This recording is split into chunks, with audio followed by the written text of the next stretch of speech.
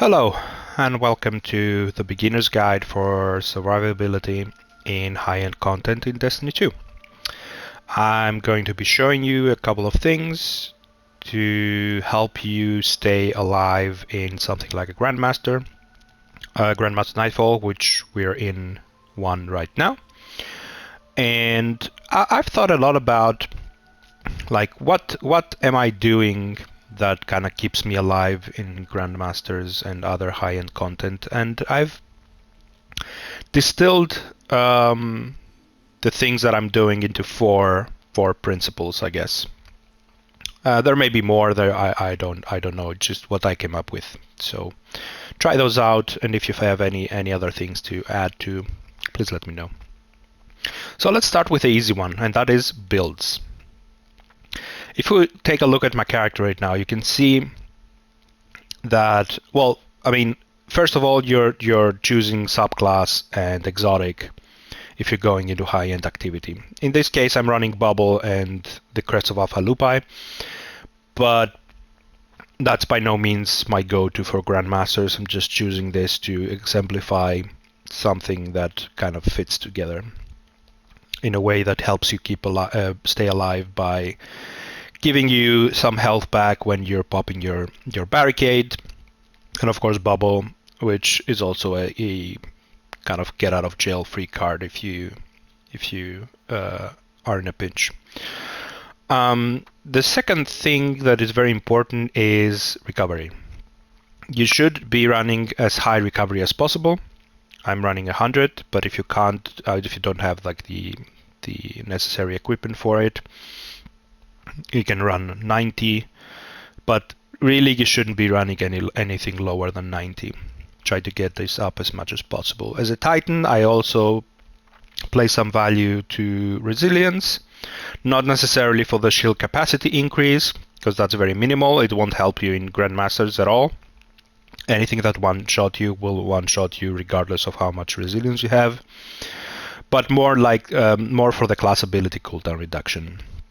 I would like to have my barricade as much as possible, both for having a protective shield against some enemies, creating some additional cover, but also, of course, since I'm using Crest of Alpha Lupi, kind of my barricade also serves as kind of a heal. And then, of course, I also have 7 intellect for more supers, or 70, I should say. So if you have the opportunity and you have the right items to kind of go through and create a build that is somewhat optimized, then you're increasing your chances of survivability. You can use websites such as d2armorpicker.com, or you can use Destiny Item Manager. Those websites have built-in tools to help you choose the right items to create a build based on what stats do you want to maximize, what exotics you want to use, and so on and so forth. The other thing to be looking for is protective light. This is a must-have for any high-end activity. Basically, what it does is when you are charged with light, which I will talk about in a second what that is, and your shields are broken, you get damage resistance based on the stacks of charge of light you have. The stacks do not increase the amount of damage resistance, but they increase the duration. So the damage resistance is flat, but the more stacks you have, the longer it is. This is a must-have mod for Grandmasters and any other activity, a high-end activity. So stacks charged with light are just a buff that you get by doing different things. So one example would be shield break charge, become charged with light by breaking a combatant shield with a magic energy type. That is something that happens quite a lot in Grandmasters because it's match game. So you're always trying to match the shield energy with your weapon energy. So in this case, I will be breaking solar shields with the solar bow, and that will make me charge with light. The most common one is taking charge, which is you become charged with light every time you pick an orb of power. And I complement that by using charged up, which increases the stacks of charge with light that I can have. So I can have a total of 3. The default is 2 plus 1 from charged up, that's 3. And then the rest of the mods, I'm using particle deconstruction with focusing lens. That's a typical one this season. Some scavenging stuff. Okay, so this is important. I'm using double sniper damage resistance here, and I've done some testing, and a double sniper damage resistance can help you survive being one shot by vandals and sniping enemies. Sometimes you will still get one shot. I don't know exactly why. Maybe it's the angle, maybe it's the distance. I don't know exactly what that is. But in most cases, you will survive a sniper shot. One sniper shot. It will put you into very low health, but still you can survive that. So that's why I'm running double sniper damage resistance. And other than that, your typical overloads and anti-barriers, depending on what nightfall you're doing, what the modifiers are. Okay, so that's pretty much about the build. That's the easy part, right? So let's talk a little bit about some of the more advanced stuff that you can do to remain alive in a nightfall or a grandmaster nightfall or any other high-end activity. That goes also for raids and stuff like that, or soloing content like legendary lost sectors and master lost sectors and stuff like that. So the next thing I'm going to talk about is positioning. Positioning is very crucial. Using the environment to your advantage to guard yourself from incoming fire. This is pretty much like your bread and butter.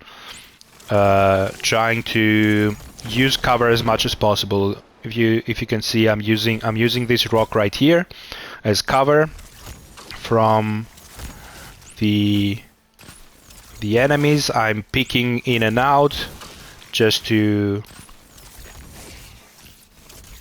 Okay, so we are outside of range of this guy, but we're inside of range from this guy. So I'm using, for example, now I'm using this piece of cover to shield myself from incoming fire. Range is also something very important, knowing like this vandal right now cannot shoot me. I'm outside of his range, so I can safely kill him without being afraid of dying. So that's another thing. Positioning. Let's exemplify it a little bit more about going in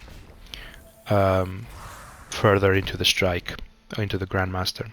So I know this is another one. This is another vandal. I know that I'm outside of his range, so I can safely kind of kill him. I know that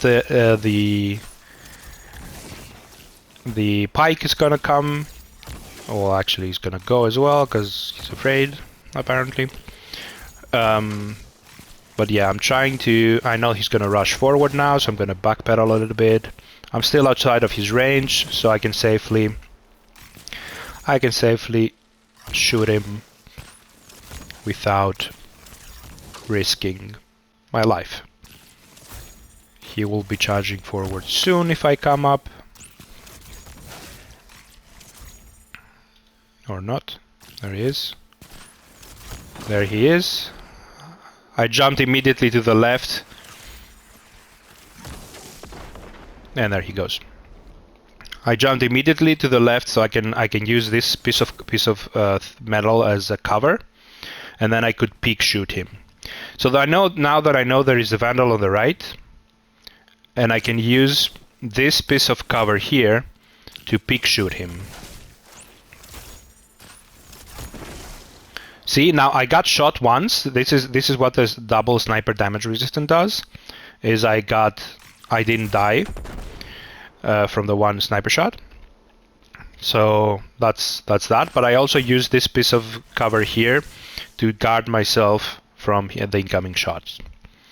So that's pretty much positioning. Like, use the environment to kind of protect yourself against incoming fire, to gain advantage over your enemies by gaining high ground, peek shooting, and stuff like that. Now, the third thing I'm going to talk about is movement. So movement is, you can use your movement to survive a lot of things. There is, oh, I got shot now, so I have to use cover again. I have to regenerate my health. Oh, there's a pike on the right. So I'm using cover to not let myself get shot. Sniper guy is shooting at me. I'm using my movement to not let myself get shot. So I'm strafing left and right. I'm jumping up. Anything to make the enemies harder to shoot me.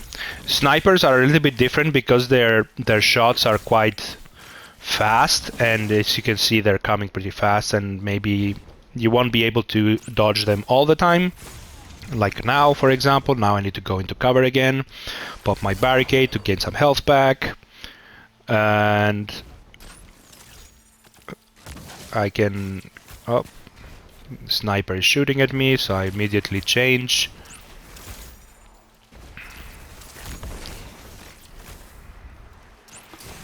Okay, sniper got me again. I'm gonna use cover, wait to regenerate, go back out again.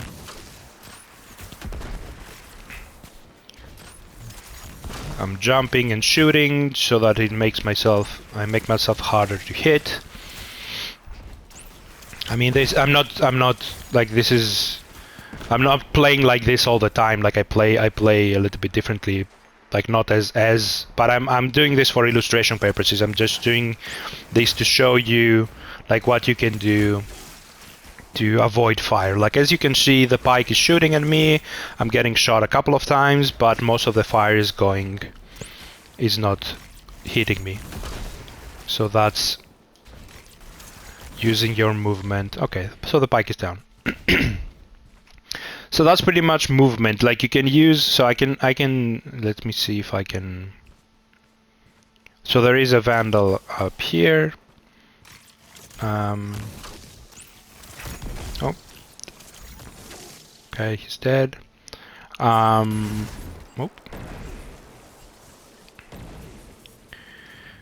There are some enemies up ahead here that I can exemplify what I'm talking about with movement. You can use your slides and your jumps and all that kind of stuff to kind of avoid incoming fire. I can actually exemplify this here. I can close the gap by moving. I can go back. If I go back, oh, I got hit now. It's not a guarantee, but I mean, you know, you have to move. So like if you, for example, if you see, oh, I'm getting shot by a lot of things right now, I have to back off. Doing that so in a straight line kind of makes you an easy shooting target. By running backwards and strafing and slide. Oh, and that's the guy. I need to go away now because he's gonna freaking destroy me. So yeah, using movement to become harder to hit is what I'm talking about with movement. And the final thing is awareness. The final principle is awareness, and we'll exemplify it in a second. Well, awareness is understanding where the threats are, what kind of threats are there, and what can you do to avoid them. So in this situation, I knew that there is a pike there that will be coming from the right, sorry. And so since I knew that, I kind of not pushed forward more, because then I would have been rushed by the pike and I would have died. So now I know that there are some shanks up there. I'll just hold my distance. There is a dreg that is shooting his cannon at us. Gonna slowly get him down. I can use this piece of thing if I can get up to it. I also know there is a sniper up there, so I can pick him to avoid being shot. What the heck? There we go. So yeah, awareness is understanding where the threats are and what can they do to kill you and what you can do to avoid being killed.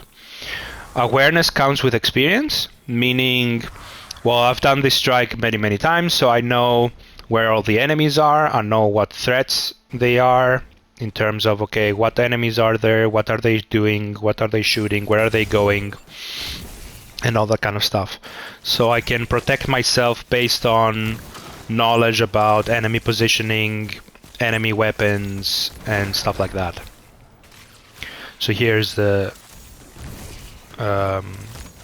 grenades. Grenades are a very lethal thing on Grandmaster. So if you can... have I killed the guy? Maybe I've killed the guy.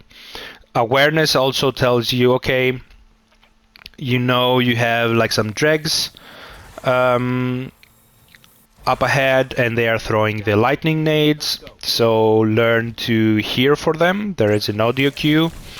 Oh, this guy's rushing us. Let's see if he can throw some grenades so I can show you what I mean. I can hear the audio cue. Come on, throw some nades. Nope, that's not a grenade. There it is. I can hear the audio cue, so I can jump away. Oh, here's another one.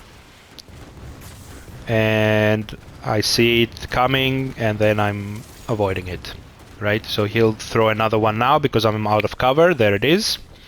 So if the enemy, it doesn't see you, if you go behind cover, the enemy will change their behavior and they will start throwing nades instead. There you go. There's another one.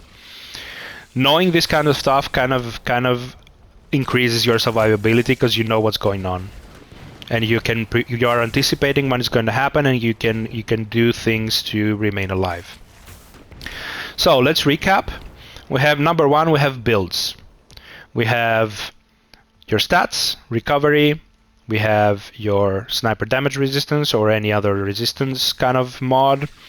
For example, arc resistance could be if there is a lot of arc damage in this strike or any strike or any grandmaster, whatever it is you're doing, stuff like that. We have your protective light. Oh, I'm getting shot at. We have your protective light, which you pair with shield break charge, for example, and taking charge. There are also other mods that can give you charge with light, whatever works for you. Just create a thoughtful build that kind of synergizes with each other, like all the mods are synergizing with each other, and so on. Next part is utilizing cover. So always be aware of your surroundings. Use structures like this one to peek in and out. Be behind cover. Don't get caught up in the open like this.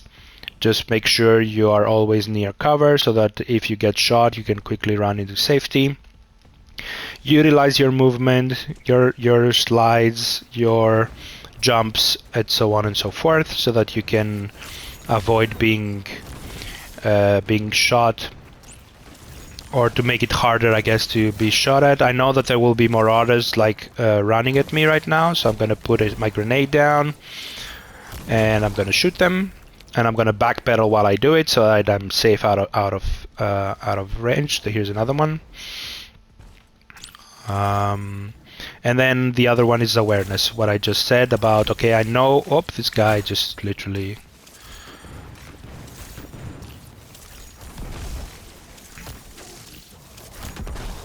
All right. Yeah. Oh, I forget about that guy. So that thing can get you killed. I forget about the other marauders from the right. So that is one thing where my awareness failed me there. Because neither did I see or hear them, nor did I remember that they were there, so I almost got killed. So that is an example of, if you don't know what's up ahead, then your chances of dying are much higher. So learn from your mistakes, learn from how you die, why you died, and so on.